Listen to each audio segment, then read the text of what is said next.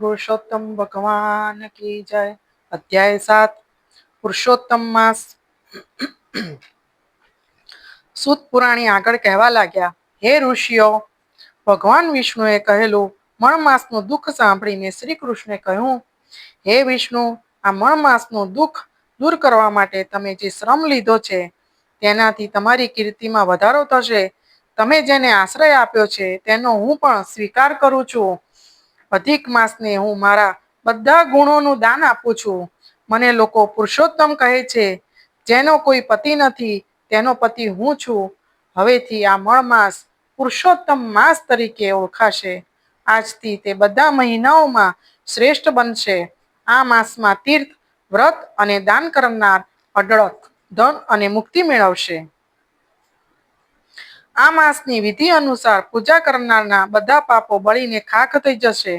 હે વિષ્ણુ, સંયમી જીવન ગાળનારા અને ચોમાસામાં વરસાદ, ઠંડી અને ગરમી સહન કરનારા યોગી લોકો પણ અહીં સુધી આવી શકતા નથી. પરંતુ જે લોકો આ પુરુષોત્તમ માસની પૂજા કરશે તેઓ અવશ્ય ગોલોકમાં આવી શકશે. બધા મહિનાઓમાં આ માસ શ્રેષ્ઠ છે અને તે અનંત ફળ આપે છે.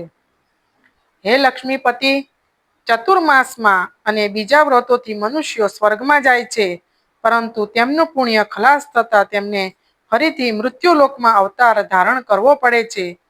આ પુરુષોત્તમ માસનું વ્રત કરનાર હંમેશના માટે જન્મ, મરણ અને આદિવ્યાધિના દુઃખોમાંથી મુક્ત થાય છે.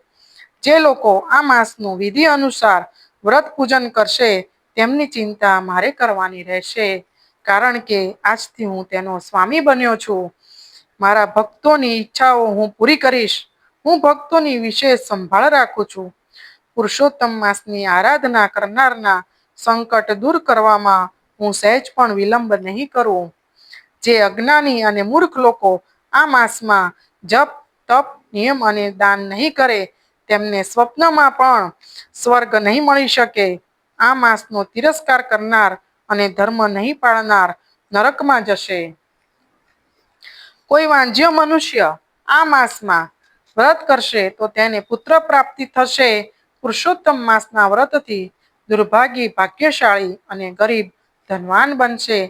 આ માસને આજથી સૌ પૂજશે, કારણ કે મેં તેને મારું ઉત્તમ તેજ આપેલું છે. હવે તમે તેને ખુશીથી લઈ જઈ શકો છો. ભગવાન શ્રી કૃષ્ણના આવા વચનો સાંભળી વિષ્ણુએ પ્રસન્ન મુખે નમસ્કાર કર્યા. પછી તે અધિક માસને સાથે લઈ વૈકુંઠ લોકમાં પધાર્યા. તે દિવસથી આ મણમાસ જગતમાં પુરુષોત્તમ માસ ના નામથી ઓળખાવા લાગ્યો. અધ્યાય 7 સમાપ્ત. પુરુષોત્તમ ભગવાન કી જય.